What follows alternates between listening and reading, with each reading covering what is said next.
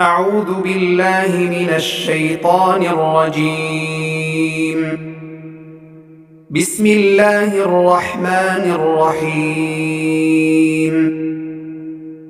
يا أيها النبي إذا طلقتم النساء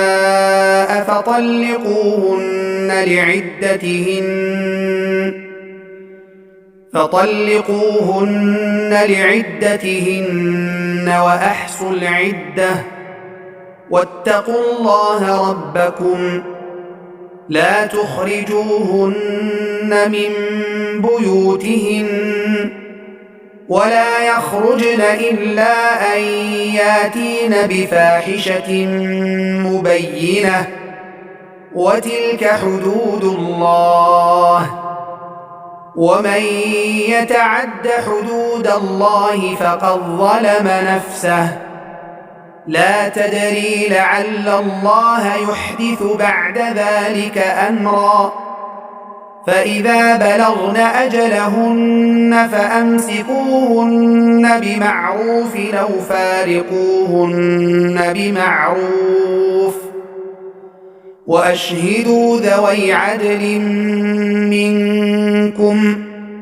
وأقيموا الشهادة لله ذلكم يوعظ به من كان يؤمن بالله واليوم الآخر ومن يتق الله يجعل له مخرجا ويرزقه من حيث لا يحتسب ومن يتوكل على الله فهو حسبه إن الله بالغ أمره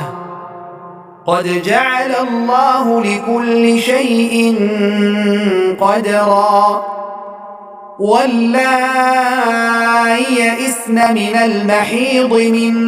نسائكم إن ارتبتم فعدتهن 3 أشهر واللائي لم يحضن وأولاة الأحمال أجلهن أن يضعن حملهن ومن يتق الله يجعل له من أمره يسرا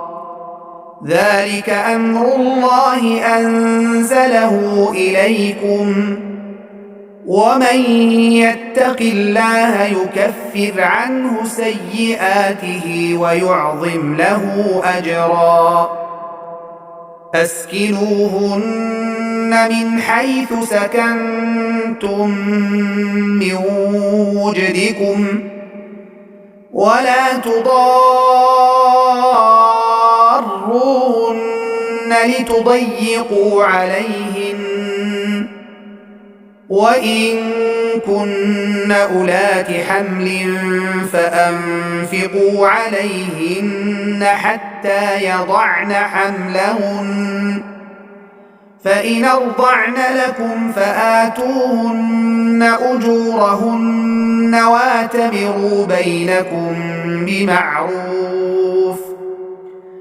وإن تعاسرتم فسترضع له أخرى لينفق ذو سعة من سعته ومن قدر عليه رزقه فلينفق مما آتاه الله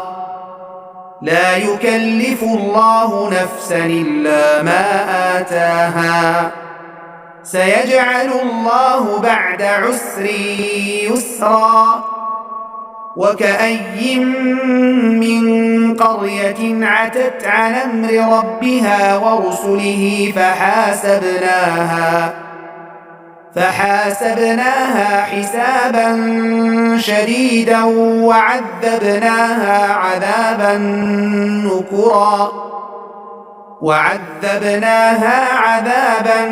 نكرا فذاقت وبال أمرها وكان عاقبة أمرها خسرا أعد الله لهم عذابا شديدا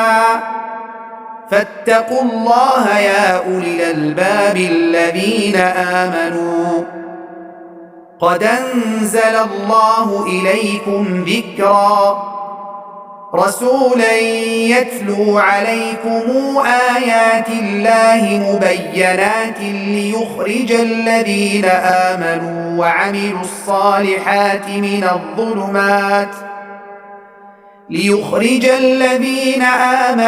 وعملوا الصالحات من الظلمات إلى النور ومن يؤمن بالله ويعمل صالحا ندخله جنات تجري من تحتها الأنهار خالدين فيها أبدا قد أحسن الله له رزقا الله الذي خلق 7 سماوات ومن الأرض مثلهن يتنزل الأمر بينهن لتعلموا أن الله على كل شيء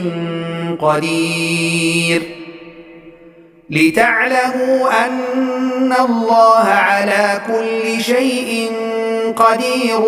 وأن الله قد أحاط بكل شيء علما.